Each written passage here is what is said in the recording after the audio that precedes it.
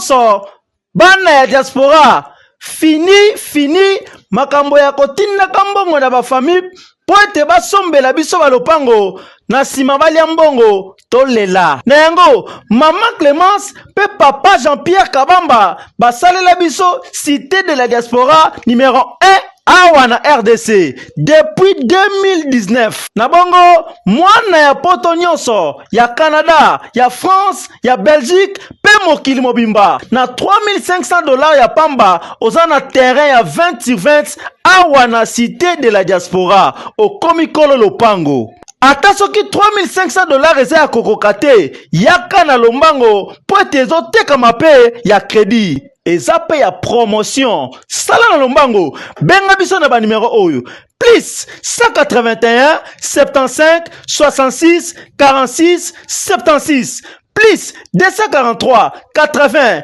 84 20 140 mpo na baterrain na biso eza ya kobangela te L'État ayebi pe ba chef coutumier bayebi yango ebongo na kati tozali pe na quartier commercial pe lisusu quartier oyo eza réservé pour na mall na biso bana nyonso ya poto na bosani te tozali lisusu na ferme de la diaspora esika wapi tokoliaka biloko ya bio pe tokobomba biloko na biso malamu cité de la diaspora na biso ekutami na Kinkole na commune ya Nsele non loin ya aéroport international d'Enjili. Ah, cité de la diaspora RD Congo Kinkole Nsele. Mama Clémence pe papa Jean-Pierre Kabamba bokomisi biso bakolo lopango na lopete.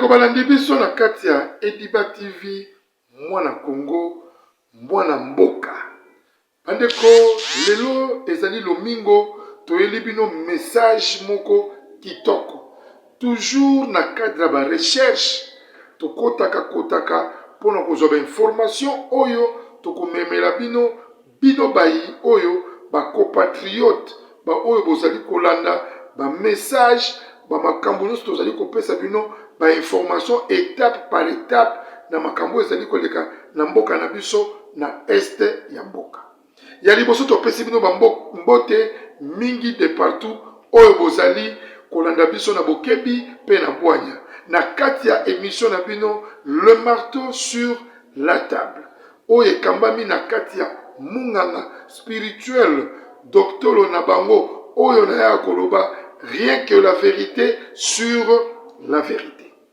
Bandeko balandi biso na bokebi sans plus tarder tozala mwa briefing ya message moko ya muke ya kotalisa bino lolenge nini makambo ezali koleka na este na biso na mokolo lelo tobengaki pe tozwi ba information na bato na biso tobengaka de partout pona koyeba ndenge nini ezali koleka kuna nini ezali koleka oyo biso tozali nango informé te.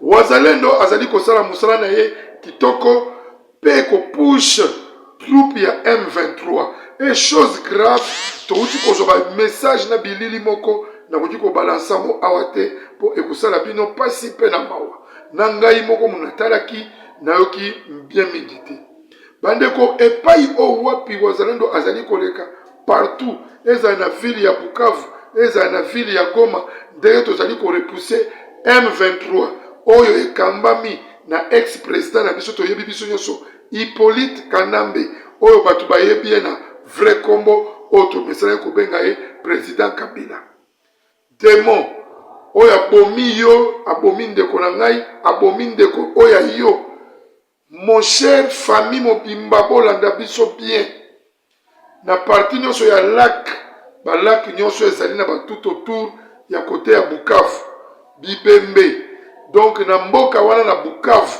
ekomi ke soki ekomi à partir ya 20h 18h45 20h écoutez-le libanda famille no ekomi kobenga yo mowei wana ezali susu couvre fete mais toyebi te tokobenga yango nini bazali koboma congolais yo muto oza koya na likanisi okoma tata mokonzi ya mboka yo nanga na troupe no ya barwandais yo muto oza koya na likanisi o sécuriser batu wana yo moto oza koyana likanisi opesa bato wana pouvoir yo moto oza koyana likanisi olobi ke mokambi oyo azali kokamba bango malamu te mais obandi na yo koboma bango. Congolais, ça fait très mal. Ça fait très mal. Na moni ba image wana bato kokboma bato na ba balabala. Mais nous allons chercher quelques images. Je crois na ba numéro koya toko balancer les binômes. Oya lolenge wana, moi je ne peux pas. Kotumba mutu, kotumba congolais. Oya zali vrai congolais, pe pas ba rwandais. Je crois na ko balancer les binômes image ya rwandais moko biso pe tokangaki ya M23. Oyo yoka ke mutu azali koloba sembo ye moko ke azali ni mutu ya Kivu, azali ni mutu ya Est, ma azali rwandais. Aza koloba kinya Rwanda, donc bato balokoti na balabala, même son anglais, akoloba anglais ya mabe, akoloba Kiswahili ya mabe, otobengi Swahili, akoloba Kinyarwanda, peuple congolais. Où nous allons, où en sommes-nous avec cette race de vipères? Bande konayebi sakabino na kati chaîne oyo Diba TV mwana mboka. Toyela kabino ba source moko ya vrai pe na kati émission na bino le marteau sur la table. Abonnez-vous massivement pote boko kokozwa susu plus ba émission ebele munganga spirituel na tambola pona zo na bino ba information malamu pe kitoko.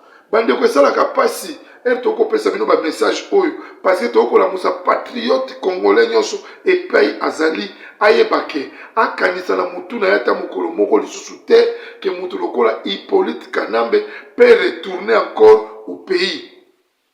Ezalaki moi parenthèse moke bongo tokota na kati ya mozindo oya masolo oyo epai elali otolandi kolanda Fayulu azalaki na ye na droiture ya mwa malamu mais Fayulu bakoti na bango na buzoba nyonso bango na Katumbi toyebi te balingi ba sala nini anseko bango na tostokangi bango na maboko boye siko Fayulu na Moïse Katumbi bazali kolanda lisusu lokolo oyo ya nanga bazali kolanda lokolo ya Kabila te po bakende pe baye kosala libération ya Congo epai.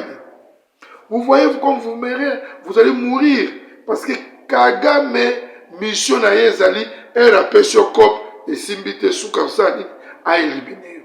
Donc mutu lokola déjà nanga azali déjà mutu basi ba na liste au raté mission na yo il faut kufa. Fayulu va proposer pe sous montagne ya mbongo bande koto so moi pose muke bongo toyoka li solo oyo va proposer Fayulu na yebisaka bino na kati Diba TV bato balingi na ko découvrir ngate nango ke na ba source oto alina bato ba informateur ya minene bolanda.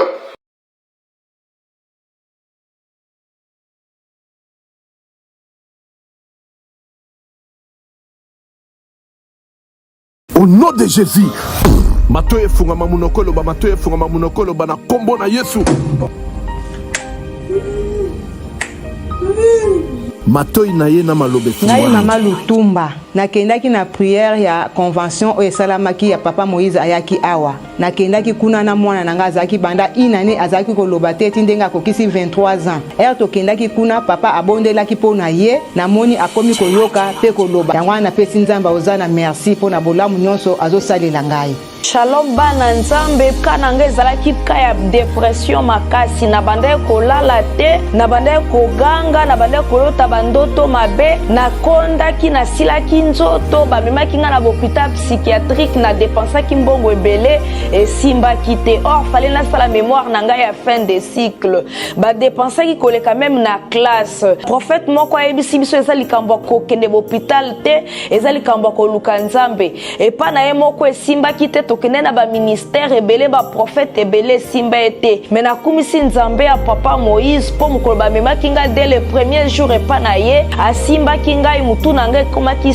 stable ezochauffe lisusu te nakomi kolala pongi nakomi kolia nazoganga lisusu te naomona su bandoto mabe te. Or ce n'était pas le cas pendant 4 ans. Nde napamboli nzambe ya Osana nayokumisa nzambe ya Pasteur Moïse na oyo tosala na kati na faye na biso tomitungisani mingi na problème ya divorce otambolaki par-ci par-là tokutana na baprofete ebele lisusu bawasinga biso bambongo. Alors lelo tokutana na Pasteur Moïse asili kosala biso délivrance na délivrance wana atangoli biso harmonie ezongi na kati na ndako esengo ekoti na kati na ndako mwasi tanga tokomi kosola malamu tozali mpe mpe kotalana lelo esengo ekoti yango tokokumisa nzambe na Osana aza malamu. Mais au kumisa nzambe ya Osana po ça fait 2 ans passés dans un problème sérieux ya misu surtout so mo eza makasi flou na komona distance te mais ndenge na koleka délivrance na remarqué un changement mo makasi sans lunettes nazomona clair donc na kumisa vraiment nzambe Osana zo sala donc na moni ke na olata lisu lunettes te ya on est au kumisa nzambe Osana na lobaki déjà ba maladie oyo wumelaka tango molai oyo esilaka te ezali nde démoniaque ba divorce ebele tozokomona tango nyonso awa ezali mpe kidoki boya nango epai na nzambe nde bokobika nazozela bino na moto. Retour na kati ya chaîne na bino oyo tolobaka ayelaka bino toujours masolo kitoko andeko bosabone massivement na kati ya chaîne oyo awa tozoya kolobela likambo ya mboka oyo tobengi likambo ya ditunga likambo ya mabele likambo ya toto. Nous sommes des originaires congolais. Où allons-nous? Fayulu ovandaki na bande na yo, tu disais même à l'époque que makamboyo Monsieur Tshisekedi azali koloba tata mokonzi ya mboka azali koloba ezali maloba oyo papa Tshisekedi wa mulumba atikelaka yo. Olobi ye azali kojampe azali koyiba kojampe azali kosote il te sauté pour que nous kozwa idéologie na yo oza kozwa pas notre ancêtre papa Tshisekedi wa mulumba lelo yo koti na nzela ya kokende koloba ke non Congo faut que nous fassions un dialogue na ba Rwandais depuis 1997 oyo Congo avant de dialogue en to kofala na bango ya nini dialogue en poto ke no kosola nini mboka eza ya biso si vraiment Fayulu ozali vrai congolais mboka yali ya yo mabelo ezali ya yo ya bakoko na yo o batikelo bomemo na yo.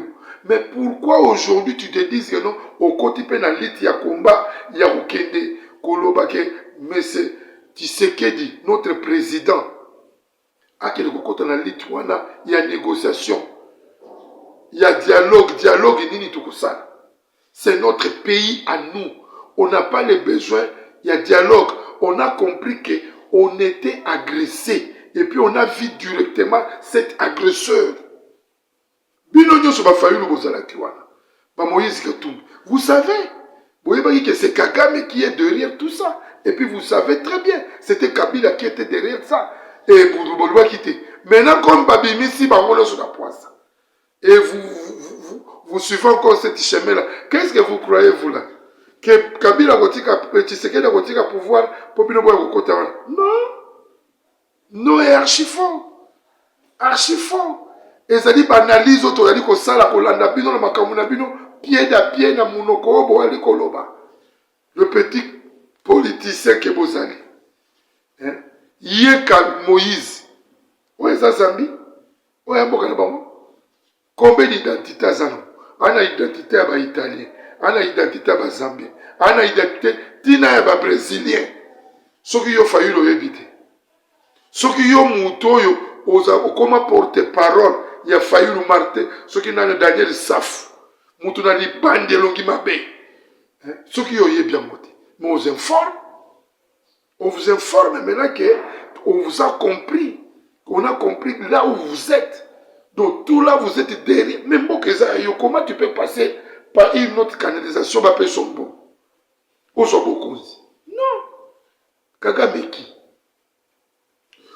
Les 18 ans en Angola, tu l'as quitté, tu as négociation à binoté. On n'a pas même cité le nom de Nanga. On n'a même pas cité le nom de Kabila. On a besoin de ces Kagame-là de venir face to face. Elongi na elongi, mbunzu na mbunzu, na tata mokonzi ya mboka na biso. Alors, ba M23 o bazana ba internet partout, ba o bazana ba forum partout, ba auto store de kufri bango partout. Na yebite so basa koyoka lopotongo na mato inini. Ba Peru luwara ko loba mingi, muto ko kansondra za mayele. Nzokanda ya le côté. Vous partez maintenant changer de langage que notre président Tshisekedi, le président congolais, le président très intelligent, le président qui a fait tout qu'à Kananyos, a bimisa bino na poisa. Bolobi andimi négociation ndimela ngo wapi. Vous andimela ngo epai. Mawa soni. Pebo kokokate d'ailleurs makamane c'est comme il a bloqué d'ici fin de l'année et fin du mois oyo. Vous allez voir parce que vous allez voir, nous allons aller jusqu'au Kigali et puis finir avec cet dictateur. Ils sont tentés de pleurer. Non, ce type ici, il a fait la délige. Il a fait quoi?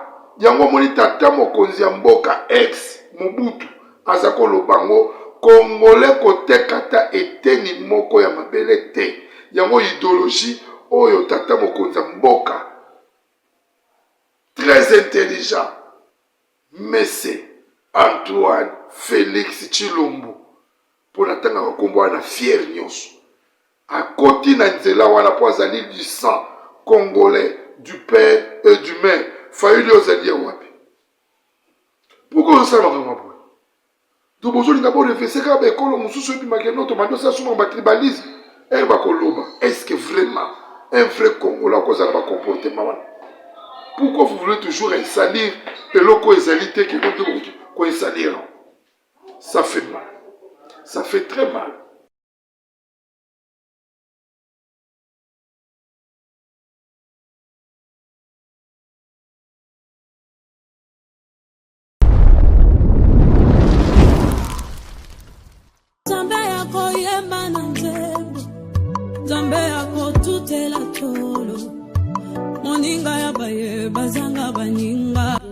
Seigneur nazali chez la Mwanda Fondation na eli sous liboso na bino pona osenga bino merci na ba oba soutenir orphelinat chez la Mwanda nzambe ya lola apambola bino tozomona ba effort na bino tozomona bolingo boza nango à travers Fondation chez la Mwanda nzamba apambola bino na eli sous liboso na pona kosenga bien aimé bokanisa bana na bilamba bokanisa bana na kolia bokanisa bana na minerval bokanisa bana na ba soins médicaux nzambe ya kozanga te kopambolo bien aimé ozana posa ya kosunga ozoluka place ya kotia mbongo na yo bien aimé tala place ya malamu yango ya kotia mbongo na yo na Fondation chez la Mwanda nzambe akozongisa bila kopambola bakoko na yo akopambola pe bana na yo na pamboli bino na kombo na Yesu.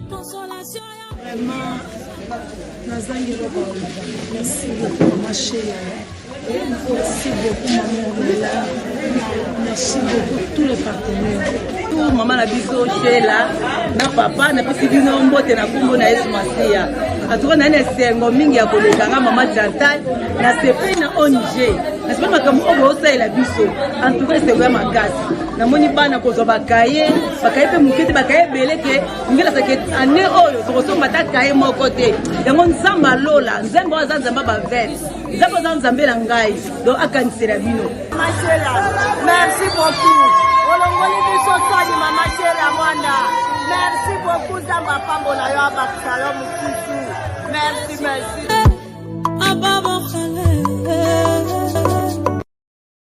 Voilà de retour na kata chaîne na biso Diba TV mwana Congo pe mwana mboka awa toyela kabino ba message toujours kitoko édifiant oyo ekokiko l'un peuple congolais les grands patriotiques Yamboka.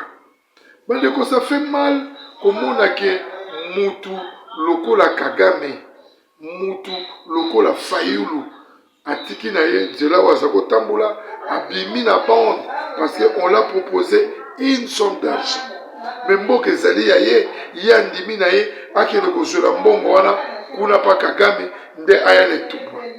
Et puis baza pe na batu na bango basi ba préparer pour que so basali coup d'état na bango nde ba kuchai président. Qui va accepter le président qui va venir dans Nzela ya Rwanda? Qui a même l'intention de s'accepter un président qui vient de ce groupe? Qui a accepté ça? Qui peut faire ça? Pourquoi Congolais toza toujours na maturité ya muki? Bane ko balandi biso na bokebi ezalaki munganga spirituel na mokolo loto ya kopesa bino annonce ya kolakisa bino ke tokoki kopesa chance na bato oyo te bazali kobundisa mboka. Baza kobundisa tata mokonzi ya mboka te, mais bazali kobundisa patrie na biso. Donc ils sont là, ils sont en train de faire des calculs. Oh biso toza kosala bango ba calcul. Bon motala ndeko Jean-Pierre Mbemba te azali kobundela patrie na ye. Azali kolakisa bino ki azali vrai Congolais. Lokola biso toali kopesa sango malamu ya ba Congolais. Mais bango baza koya na makanisi ya kubundisa Congolais na kati ya mboka na ye. Ça fait mal. Bandeko, eloko mosusu nga na rappelé bino, est-ce que boyebaka ke Kabila azalaka tuti? To boye bien côté. Kabila azali tuti Rwandais. Oyo fuma azali tuti ya ba tuti Rwandais. Siko yo mutu soko zalaka na ignorance, ou bien ozala kolia mbongo na ye, pona besoin kolia mbongo. Mais lelo te comprendre que c'est un tuti. Mais pourquoi tu peux te s'approcher toujours à lui? Congolais et Congolaises. Ezalaki munganga spirituel pona kotalisa bino ke mabe elekaka mingi te. Makanisi oyo toza nango na mutu be fanatisme elekaka mingi te. Vous voulez être toujours accusé. Même ici aujourd'hui tolongoli tata mokonzi ya mboka Fati beton to tche pembeni bazui oyo yo zali kopona bacheli yo wana, vous allez voir que il va pas travailler. Il est venu toujours pour na kolanda minéré ya Congo, aye kolanda minéré ya peuple congolais. Congolais fongola matoi, Congolais kolisa boanya, Congolais comprendre que le temps n'est pas le temps de blaguer. C'est un temps déjà ya kotelema kosala soulèvement congolaise koyokana na ba réseaux sociaux partout na ba insanité onyo somonike M23 li mutu oyo azali kobundisa yo na ngai oyo azali kolakisa ke note tala avantage ya bato wana tala boy azali M23 oyo azali koloba tata mokonzi ya mboka banda akoti asali nini azali M23 yango tozoya mpona kopesa bino toujours d'information parce que basi bacheli biso bato na bango ebele na kati ya basite d'internet mpona koloba mabe ya mboka na biso pe koloba mabe ya tata mokonzi ya mboka biso pe tokotikela bango tante. Nous allons toujours faire l'agressement avec eux. Pero Louari mutu apasi mutu anzana ye wana za na Belgique fournisseur nani mama Olive Lembe mwasi ya ex et une azali congolais mwasi ya congolaise mwasi ya ex président Kabila bake ko soutenir mutu un journaliste ou aza ko finga un chroniqueur ou azali ko finga président en place pe na ba preuve moko ya lukuta ou azali ko kosela bato azali ko kosela ministre ya justice makambo ou azana basi boy ou azaboy ou asalaki boy ou ministre ya justice abengaki ba audio ngoza wapi to tuna ye ba audio ngoza wapi ou ya lobi ke non ezana ba audio abengaki. Ne suivez pas ça, ce sont des distractions pour nous sa peuple congolais, découragement. Oh maman, Denis Nyakero, Alobakibo. Oh maman, les vidéos sont là, wapi, ba, audio. Congolais, mais surtout ça, la preuve. On a des preuves qui est maman Olive Lembe, Nenge Abengaka, Peru Luara, Nenge Bengaka, Daniel Safu, Nenge Bengaka, de Komukebai, il appelle des gens pour leur donner de l'argent, pour baler canapé internet, balo baba insanitaire, balo baba bêtise, balo baba makambo, oyo même Congolais yo moko sa surpris nango, oyo koloba ah tala, alimi maso non. Ezali na ba chef oyo faut pas na botala, botala ka mwana mwasi au chancelier, tchala botala Tango Ekoki, botala ndeko Gili, botala Zakari Bababaswe, botala ndeko Élisier, pe prophète Élisée, vous allez voir là-bas, il a des réalités, et ça dit la vérité, oh lokola munga spirituel, nazali komando la bino, na katia, émission la bino tobengi, Ediba TV, mona Congo, pe mona mboka.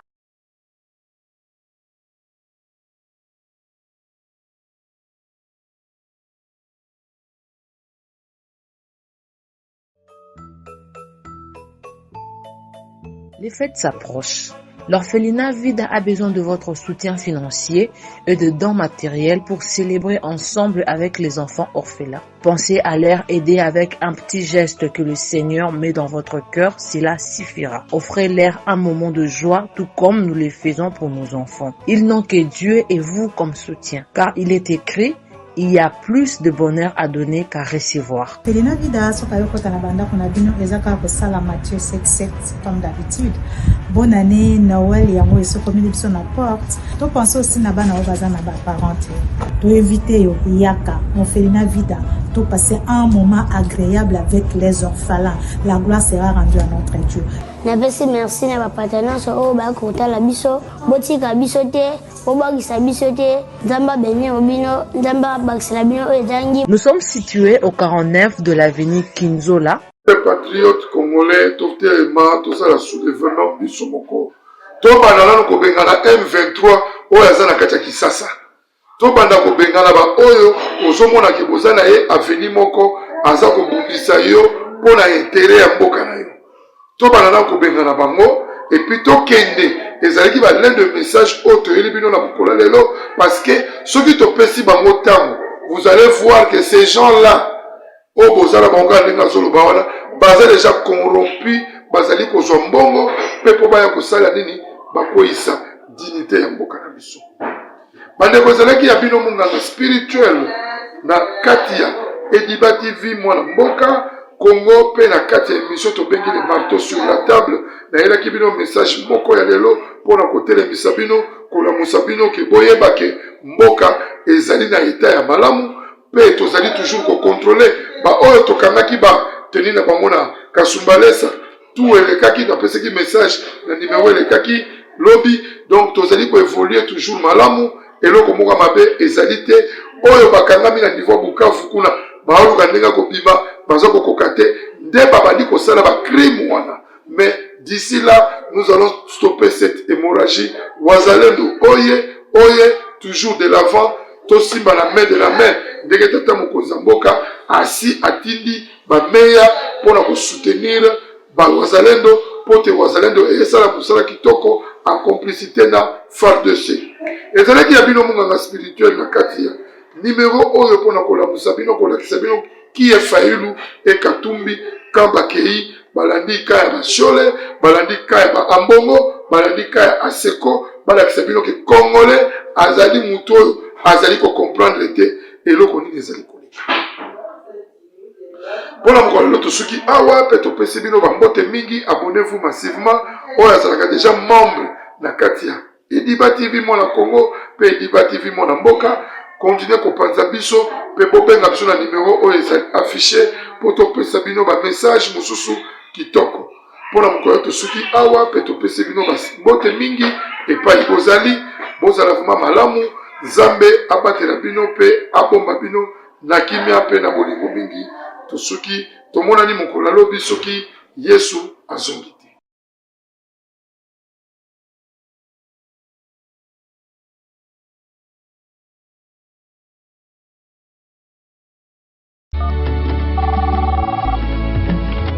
Allô?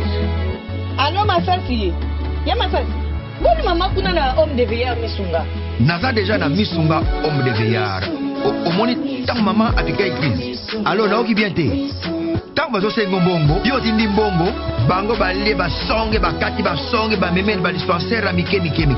Eza sunde ngona te maman. Mena poto na kishasa la même chose. Et loko zo sepeli sanga. Banda maman koma na misunga homme de veillard. Kotani maman. Oh maman zongi lokola bébé, bazo zo soya maman. Oh, mais là somoni maman, maman zongi chéni. Maman zongi ya 3 fois. Tongo medi poko. Deko nanga elo musu sepeli singai. Misunga homme de veillard. Oyebi ba, oyebi ke ba na courant so kata.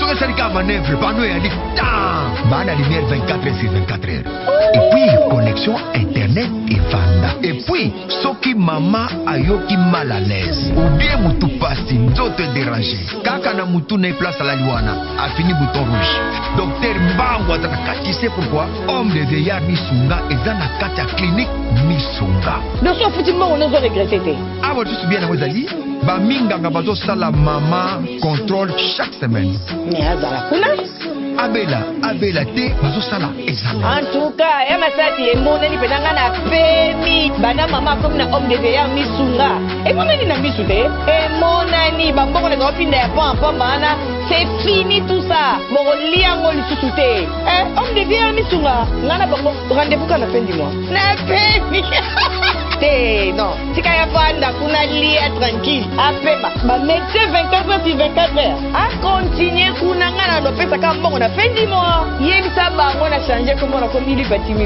babe il voulait dire aux Américains écoutez votre histoire, votre deal avec Tshisekedi, il ne va pas respecter.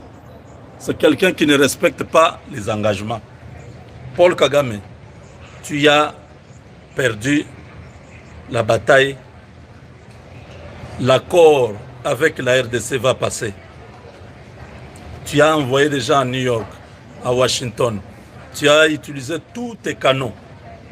La famille Clinton n'a rien, ne pourra rien. Trump, avec Clinton, ils ne s'entendent pas, vous le savez. C'est pourquoi votre obsession à empêcher ce deal ne pourra pas fonctionner. Ça ne marchera pas parce que autre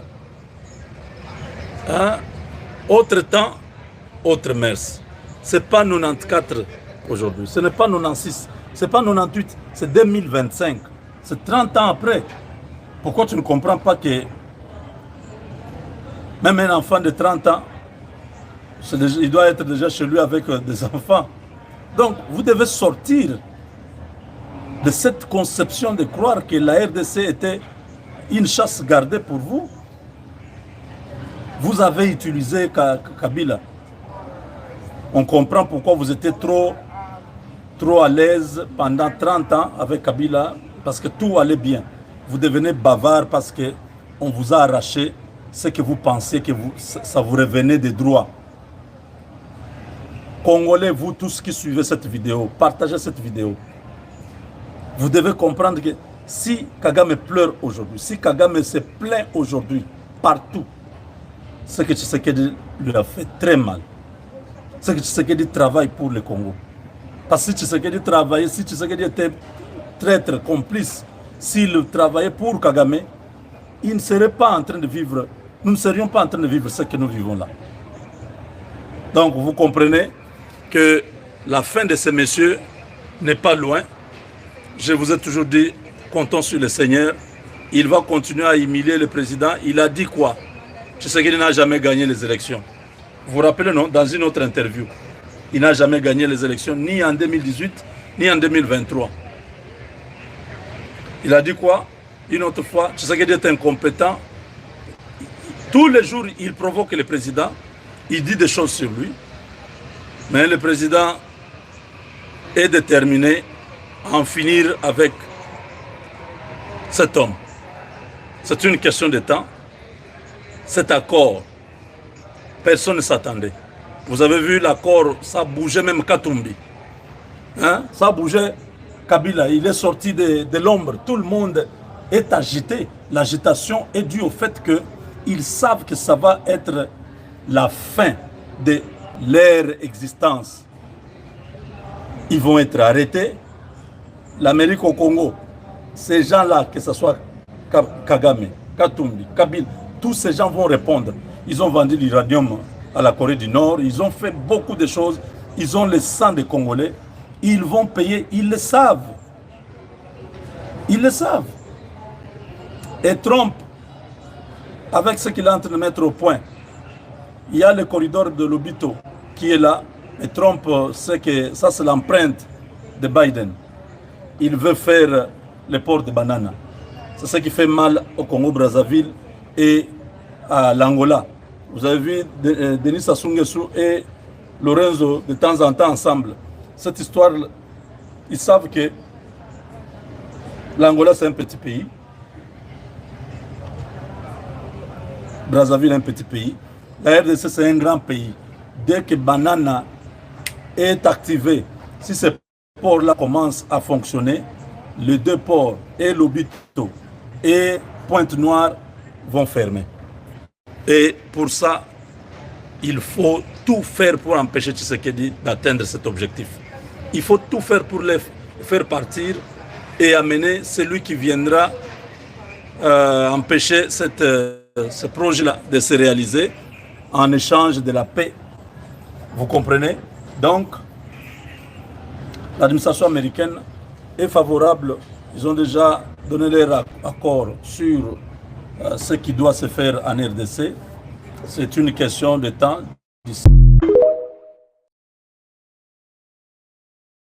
La parole est à présent Madame Clémence Guettet pour le groupe La France Insoumise. Merci Madame la Présidente, chers collègues. Ma question s'adresse à Monsieur le Premier ministre. En République démocratique du Congo, 30 ans de vies brisées et des millions de morts.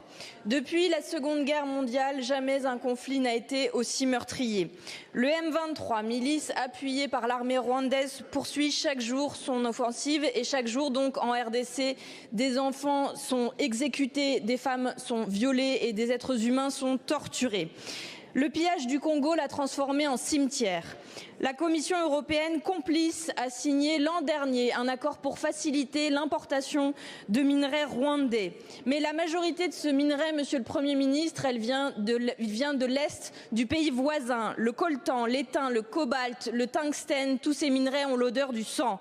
Il faut un embargo pour que cessent les dividendes de la mort et pour que cessent les aventures criminelles de Total et des autres multinationales engagées là-bas. Aujourd'hui, je salue les artistes qui sont mobilisés avec Solidarité Congo. Je salue aussi les citoyens, les supporters qui refusent que se poursuive le partenariat entre le Paris Saint-Germain et le Rwanda, alors qu'il s'est affiché encore hier soir sur toutes les télévisions du monde. Mais la réaction de la France, elle, n'est pas à la hauteur. Les condamnations que vous faites par voie de communiqué aujourd'hui ne suffisent plus et nous voulons rappeler cette évidence. L'action de notre pays en faveur de la paix et du droit international ne doit pas être à géométrie variable. En RDC, comme partout, les criminels de guerre doivent être poursuivis et jugés. En RDC, comme partout, les frontières doivent être respectées. Patrice Lumumba a écrit « Nous ne sommes pas seuls. L'Afrique, l'Asie, les peuples libres de tous les coins du monde se trouveront toujours aux côtés de millions de Congolais qui n'abandonneront pas la lutte tant qu'il y aura des colonisateurs et des mercenaires dans ce pays. » Monsieur le Premier ministre, pour être aux côtés des Congolais, la France doit agir. Pourquoi n'a-t-elle toujours pas convoqué l'ambassadeur du Rwanda comme l'ont fait les pays voisins? Pourquoi n'avez-vous pas pris de sanctions économiques contre le Rwanda comme nous vous l'avons demandé il y a plus d'un an maintenant? La parole est à Monsieur